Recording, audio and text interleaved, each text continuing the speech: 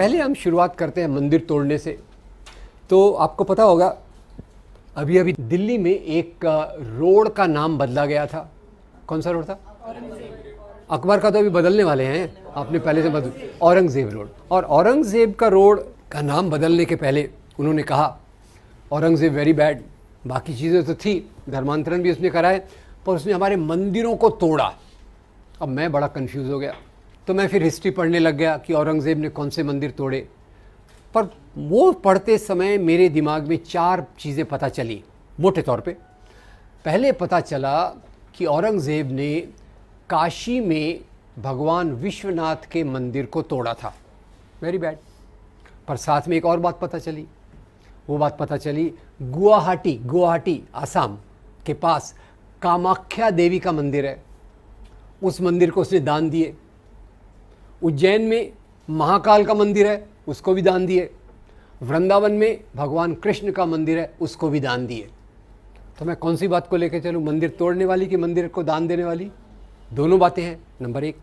तीसरा मुझे बड़े आश्चर्य की बात पता चली कि औरंगज़ेब ने मस्जिदों को तो दान दिया ही था, पर उसने मस्जिदें तोड़ी भी सही। कम से कम एक मस्जिद मुझे पता चली जो उसने तोड़ी थी। और ये मस्जिद कौन सी थी? पहले उसके मस्जिद तोड़ने की बात से ही अपन अपनी बात को शुरुआत करते हैं। एक बार क्या हुआ, गोलकुंडा के नवाब ने, तानाशाह ने औरंगज़ेब को 3 साल तक लगान नहीं दिया। औरंगज़ेब कौन है? महाराजा। तानाशाह कौन है? राजा। ठीक है, तो तानाशाह ने 3 साल तक लगान नहीं दिया। अब ये समाज में टैक्स कैसे चलता है? सबसे नीचे टैक्स देने वाला कौन होता है? किसान। किसान किसको टैक्स देता है? जमींदार को। जमींदार किसको टैक्स देता है? राजा को। राजा किसको देता है? महाराजा को। औरंगज़ेब कौन है? महाराजा। तानाशाह कौन है? राजा। तो औरंगज़ेब ने तानाशाह को पूछा, आपने 3 साल तक लगान नहीं दिया, क्या प्रॉब्लम है? तानाशाह ने कहा, हुजूर मेरे राज्य में अकाल, ड्राउट है, जैसे हमारे महाराष्ट्र में चल रहा है, मराठवाड़ा में चल रहा है। मेरी प्रजा मुझे लगान नहीं दे रही, तो मैं आपको लगान कहाँ से दूँ? औरंगज़ेब बड़ा चालाक। औरंगज़ेब ने अपने जासूस को भेजा और पता लगाया कि तानाशाह ने अपनी सारी संपत्ति एक मस्जिद के नीचे छुपा के रखी है। आगे की बात नहीं बताया तो चलेगा क्या? क्या करेगा औरंगज़ेब? फौज को भेजेगा, मस्जिद को तोड़वाएगा। तो अब मैं आपसे पूछना चाहता हूँ, हम केवल औरंगज़ेब के मंदिर तोड़ने की बात को पकड़ के चलते हैं। औरंगज़ेब ने मंदिर बनाए, वो हम भूल रहे। औरंगज़ेब ने मस्जिद तोड़ी, वो हम भूल रहे।